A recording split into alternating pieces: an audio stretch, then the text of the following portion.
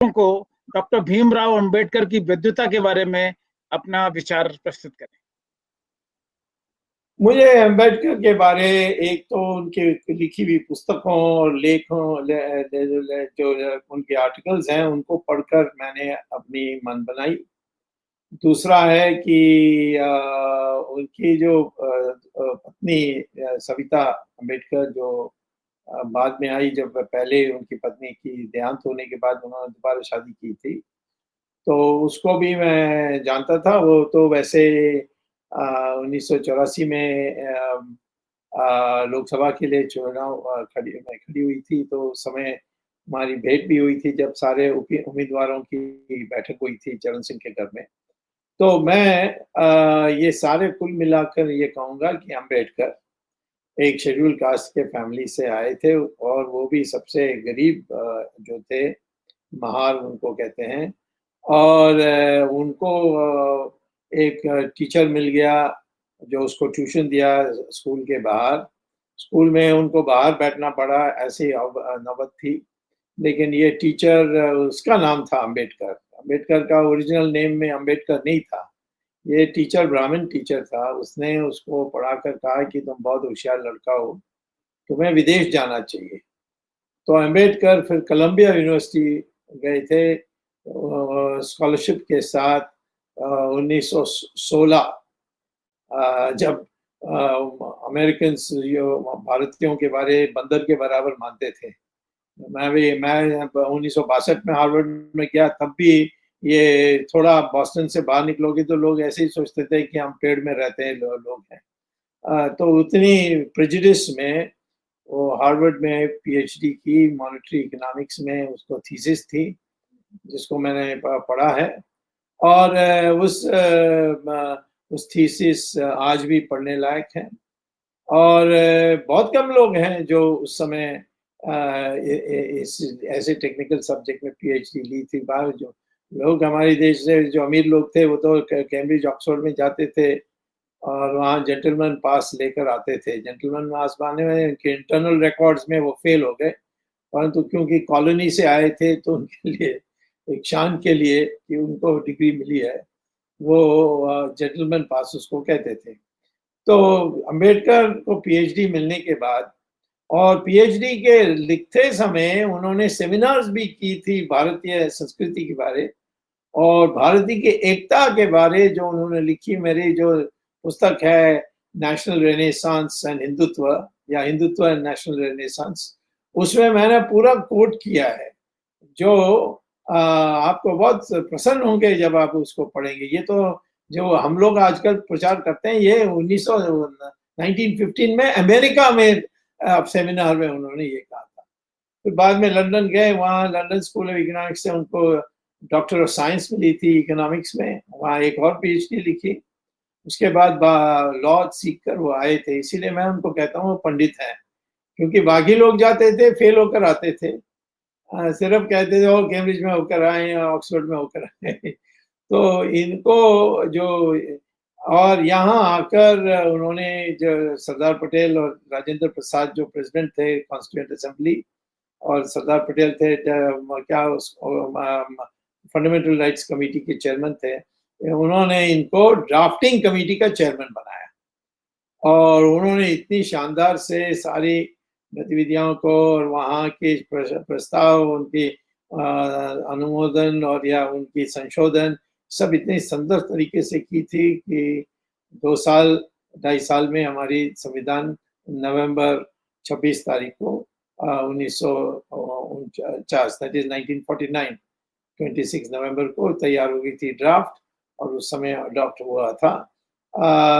तो मैं ये कहता हूँ कि हमारे संविधान का निर्माता है और उन्होंने हर चीज पर पूरा विश्लेषण से माना या ना माना। सोशलिज्म को रिजेक्ट कर दिया था, कहते हैं कि ये तो कभी काम नहीं करेगा हमारे जैसे देश जहाँ धार्मिक लोग हैं।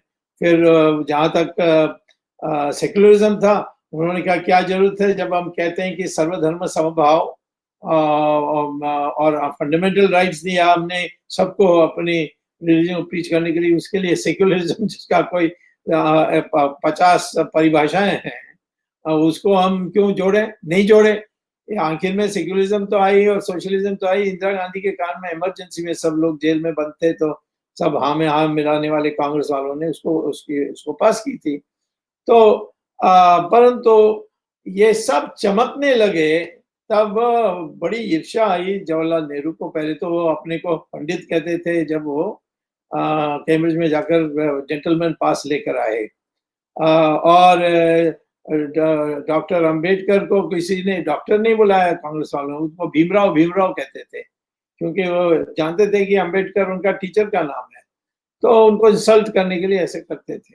और आपको आश्चर्य होगा कि 1953 से जब भारत रत्न देने के लिए प्रक्रिया शुरू हुई, उनका नाम कंसिडर ही नहीं किया था जवाहरलाल नेहरू ने।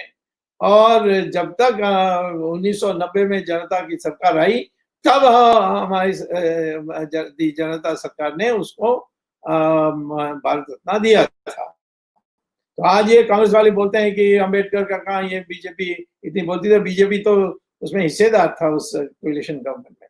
तो और दूसरी बात है कि जब कॉन्स्टिट्यूएंट असेंबली हो गई, फिर लोकसभा में खड़े हुए अंबेडकर बड़ी बहुमत से जीतने की जो संभावना थी, नेहरू ने अपने कांग्रेस वालों को कहा कि इसको किसी तरह को हराना है, तो जो पोलिंग बूथ में थी उसमें जो एजेंट्स थे उनको खरीदा। ये आप तो जानते हैं चुनाव में पोलिंग बूथ में एजेंट्स नहीं होंगे तो आप कभी जीत नहीं सकते, कितना भी लोकप्रिय। तो 2 बार लगातार उनकी जमानत जब्त हुई थी।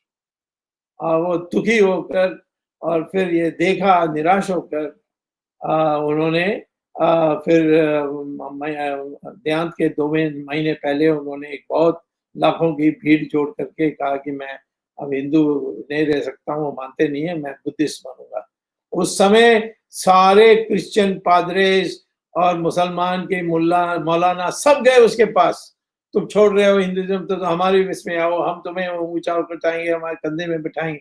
उन्होंने कहा नहीं, मैं तो इस देश का हूँ और इस देश में बुद्धिज्म पैदा हुआ है, तो मैं मानूंगा। तो एक और चीज उन्होंने की जिसको कभी नहीं भूलना चाहिए। 1932 में अंग्रेजों ने मुसलमानों के लिए अलग से सेपरेट इलेक्ट्रेट दे दिया कि मुसलमान कैंडिडेट को ही वोट देगा। उसी से पार्टीशन का मेंटालिटी आई थी। और उस और टुकड़ा करने के लिए उन्होंने अंबेडकर को बुलाकर कहा कि हम शेड्यूल कास्ट के लिए भी अलग इलेक्टोरेट देंगे, सेपरेट इलेक्टोरेट उसको कहते हैं।